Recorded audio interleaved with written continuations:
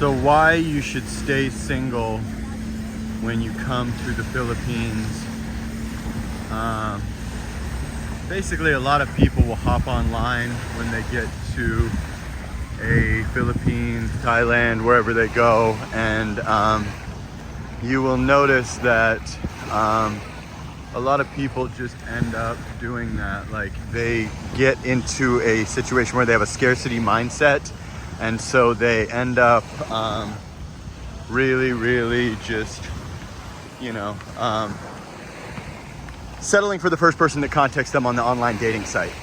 They're just not really in that abundance mindset, so they're kind of thinking, it's going to be the same as the West, where you basically have, small options compared to what you once had, even if you were a Chad. Unless you're rich and famous, or big time YouTuber or big time Instagram person or something, you're not going to have the same options that you had pre-2018. It's just not how life works in the Western countries anymore.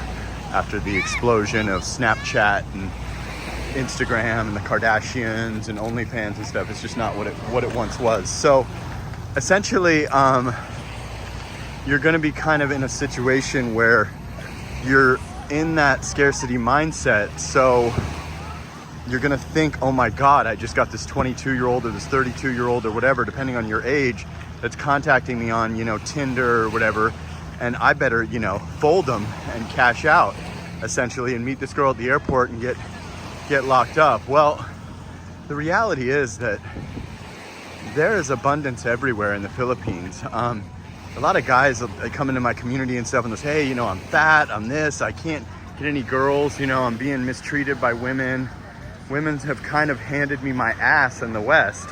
And, I'm beat down. I've been bullied by boss girls, and, I'm kind of in a space where I can no longer compete. So I'm going to come to one of these Southeast Asian countries or South America or whatever, where my wallet and my skin color competes, but they don't really understand how much their wallet and skin color really do compete, and how much of an advantage you are at, especially in the areas that are a little bit less populated by foreigners. Now, even in Manila, you can do well because there's millions of women in Manila. So there will be many options for yourself, especially if you're a well-to-do guy or you're living in a BGC or a Makati in a nice building. So at the end of the day, what you want to do is you want to stay single and come out here and really check out your new value. Because if you don't, what's going to happen is you're going to fold up with that girl who could be a problem and could be, have anger issues, could be expecting money for her family. She could be doing a lot of things that you're not aware of who this person is. You just know her aesthetic and her beauty, but you don't understand who this woman may or may not be, or what type of thoughts she has about what she's going to do with your money. A lot of times people take a while to reveal themselves. In any country, when you meet someone and stuff, you're kind of putting your best foot forward and putting your best face on for the first 3 to 6 months, maybe even sometimes a year. So, to really get to know someone, sometimes it takes up to a year. It's not a thing where you can just, meet someone and just their version of themselves that they want to portray to you is really the real them. What it really is, we're all putting on our best foot forward. Guys are going to act like they don't have a temper, or they're not, a terrible person, and women are going to act like they're an angel when they could be a terrible person, or a gold digger, or someone with a bad temper, or somebody, whatever. So what you'll notice is, as I've said before, you can meet up with that girl at the airport or have her come straight to your hotel or whatever, and then you'll even wake up before her, say, and go get a pack of cigarettes if you're a smoker, or a McDonald's burger, or a Starbucks, and you'll start to realize that women know that you exist again. You are no longer the invisible man. I don't care if you got a 50-inch waistline, or you're white, black, purple. That's just the honest truth, is your visibility exists in Southeast Asian countries, especially in the Philippines. So your visibility does not exist in the United States. I can guarantee that. In other Western countries, I've been told by my subscribers and stuff that it is identical to the United States. Social media has taken over the world, and we are no longer in that space where you are visible. You are simply invisible. So what you need to do is take your time and stay single when you come to the Philippines or Southeast Asia, and really, really find your best candidate. Someone that likes your face is always good. Someone that likes your body. Someone that sees some type of a value in you besides your bank account. Your bank account's strong, but do you really want a girl that doesn't love you, that when she's having sex with you, she's gonna just be going through the motions like a paid job rather than that burning desire? I can tell you that the sex is different with a woman that really, really, really loves you and really, really thinks that you're hot as hell, rather than thinking that you are a paycheck, essentially, an employment. You know what I mean? So what I suggest that you guys do is you really, really get a feel for the lay of the land if you even want to live in the Philippines, and you just kind of take your time as far as choosing a partner. It's best to stay single for a while and really, really size up your value and your best candidates. And you can really meet people in real life too.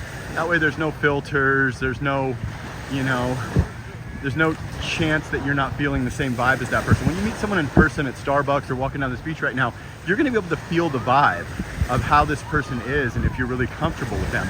I've met beautiful women that were absolute drop dead gorgeous, but I didn't like their vibe. There could be something a little bit off about someone. You can meet someone and one little thing can turn you off about them, even though they would be a prize for any other man or woman. And this goes for men and women. Sometimes, you meet someone and like if you meet them on a dating site or something, and although they look like their pictures and stuff, it's a pass for you. Sometimes the vibe is off. Sometimes, it just can be awkward. There's just different things. So at the end of the day, what I want you guys to do is try to remain single. Don't do the airport meeting.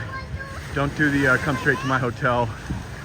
Go ahead and size up your value and don't get locked into something when you could do much better and you could find a woman with burning, genuine desire rather than a woman that, doesn't really like you or isn't really the best candidate, isn't the most beautiful, isn't the, a lot of these people are getting stuck with girls that, are really married and they just are too dumb to ask them for a Cinemar. They don't even know what a Cinemar is, or girls that have 5 kids and they don't tell you about them and they're back in the province, or 2 kids or 3 kids or whatever. And I've always already done a warning about, being careful about that, because the complete family is everything in the Philippines. So that woman will drop you if the husband or ex-boyfriend, baby daddy, comes back and tells you, hey, I want to give you a complete family, even if he makes $250 a month and you make $3,000 a month or whatever the case may be. So that's basically the way that you should play it with that. You should try to find a woman that is the best candidate for you, and you need to really size up your value and figure out what is the best candidate for you. What do you like? Who has the best vibe? You can meet multiple girls and go to coffee with them and not have to lock in, and you don't have to, get locked and handcuffed by the first girl. You should really stay single and understand that you are the prize. You're a low-key rock star, especially if you're young-ish, like 45 and under, or you're in shape, or you got blue eyes, or you're considered handsome in the United States. You're a fucking rock star in the Philippines, like dead ass. You truly are. So just keep that in mind and don't settle for the first person that comes up in your life. Why does it look all blacked out? Yeah, you really need to do that. So there's a lot of beautiful people like you're seeing out here in Boracay and Boracay, however you pronounce it. And I live here and I live in Makati. Dating options are plentiful in Manila. A lot of beautiful girls on vacation here, as you can see right now. So at the end of the day, guys, don't fold up too quick. Enjoy your raised value. Enjoy all of the attention that you will receive. And take your time. Take 6 months, take 6 weeks, take a year, whatever you gotta do. Rome wasn't built in a day, and I promise you, your value is raised. Even if you have low self-esteem, you'll get out of that mindset and you will get to a point where you realize that you are the prize. Your skin color, if you got blue eyes, even, everybody's winning out here. So take your time and don't be a sucker and fold up with the first gold digger or the first girl that approaches you when you could have done much better. Try to find a girl that is a good fit for you, and you really like her vibe and you enjoy talking to her and spending time with her, not just a beautiful girl. I'd way rather have a 7 that has an awesome personality than have a 10 that has a bad attitude and thinks that she's God's gift and has that, different attitude. So listen, guys, just wanted to bring that quick message to you, and also wanted to show you the beauty that is Boracay, from the ladies to the white sand shores to the blue water. And like, comment, subscribe, and sana all.